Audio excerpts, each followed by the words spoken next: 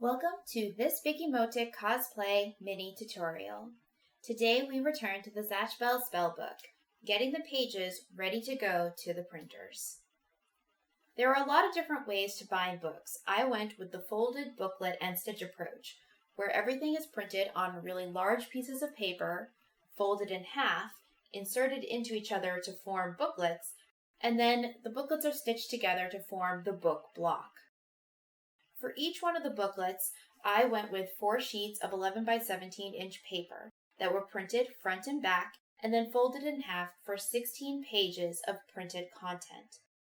Now, if you want to skip right to the printing, I do have ready to print PDF available on my website.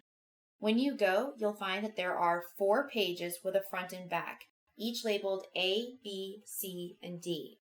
The idea is that you would print 24 copies of each page and then collate them to form 24 booklets.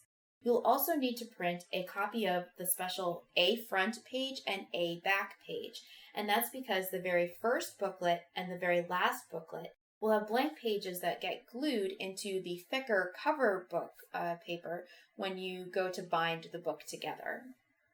If you want to do booklet creation on your own, you can grab the raw line art from my website.